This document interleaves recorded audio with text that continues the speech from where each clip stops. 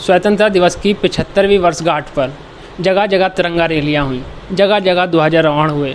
वहीं आज जनपद मेरठ के कस्बा किठौर में कांग्रेस पार्टी ने तिरंगा यात्रा निकाली, जो कि काफ़ी सफल भी रही। मैं हमारे साथ हैं इस कार्यक्रम के संयोजक डॉक्टर जाहिद वाहिद, जिनसे हम बात करेंगे कि क्या पर्पस था तिरंगा यात्रा को लेकर के। जैसे लोग निकाल रहे हैं, साइकिल रैली निकाल रहे हैं, वही तिरंगा यात्रा स्वतंत्रता दिवस के मौके पर निकाली जाती है, लेकिन कांग्रेस एक पार्टी का नाम देकर के तिरंगा यात्रा निकालती है। तो क्या पर्पस था इसका? देखिए, आज जो तिरंगा यात्रा निकालने का जो मकसद था वो कोई पार्टी का प्रोग्राम नहीं था। आज इस प्रोग्राम को करने का मकसद सिर्फ युवाओं को जोड़ना और युवाओं को जागरूक करना था, क्योंकि हमारे युवा भी इस बात से अनजान हैं कि हमारे जो पूर्वज थे उन्होंने हमारे देश को आज़ाद कराने में कितना बड़ा सहयोग किया, कितनी बड़ी कुर्बानियाँ दी। और हमारा कस्बा किठौर जो है उसका बहुत अहम योगदान है। हमारे कस्बे के पंडित हरस्वरूप पटेल जी हों, या मौलाना बशीर भट्टा जी हों, या हकीम शफीक साहब हों, या हकीम इलियास साहब हों, हमारे किठौर का आज़ादी में बहुत बड़ा योगदान है। तो इस पर्पज़ से मैंने युवाओं को जागरूक करने के लिए इस रैली का आयोजन किया। तो उत्तर प्रदेश विधानसभा चुनाव है, उसका रुख किधर है? आप क्या कहेंगे इसके बारे में? देखिए, हमें इस चीज़ से कोई मकसद नहीं कौन सी पार्टी क्या कर रही है, कौन सी पार्टी सरकार बनाएगी। मैं कांग्रेस का सिपाही हूँ। कांग्रेस पार्टी जो भी मुझे दिशा निर्देश देगी, मैं कांग्रेस पार्टी के लिए काम करूँगा।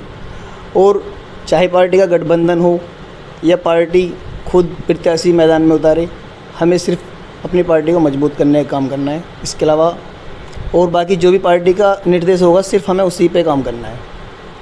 आपके 2022 चुनाव में क्या क्या मुद्दे रहेंगे? कांग्रेस के किस मुद्दों पर चुनाव लड़ेगी?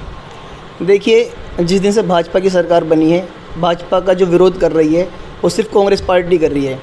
अभी तक कोई भी पार्टी, चाहे समाजवादी पार्टी हो, चाहे बहुजन समाजवादी पार्टी हो, कोई पार्टी अभी तक भाजपा का विरोध नहीं कर रही, बल्कि एक तरह से भाजपा का समर्थन कर रही है। अगर देश के मुद्दों पर बात करती है तो सिर्फ कांग्रेस करती है, अगर महंगाई के मुद्दों पर बात करती है तो सिर्फ कांग्रेस करती है।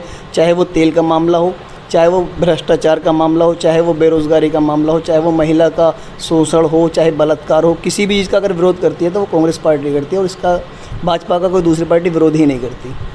लेकिन महंगाई पर, पेट्रोल महंगा हो रहा है, डीजल महंगा हो रहा है, सरसों का तेल महंगा हो रहा है, इस पर जो माननीय प्रधानमंत्री जी कहते हैं कि लोगों का उसी प्रकार वेतन भी बढ़ रहा है। जब वेतन बढ़ेगा तो महंगाई भी बढ़ेगी। वेतन बढ़ने पर लोग खामोश हैं और महंगाई बढ़ने पर लगातार बोल रहे हैं। इस पर आप क्या कहेंगे? देखिए, पिछली सरकारें भी आई हैं, सब काम होते हैं। पहली बात तो इस सरकार ने 2 करोड़ नौकरी देने का वादा किया था, अभी तक वो अपने उस काम पे पूरा नहीं उतर पाई।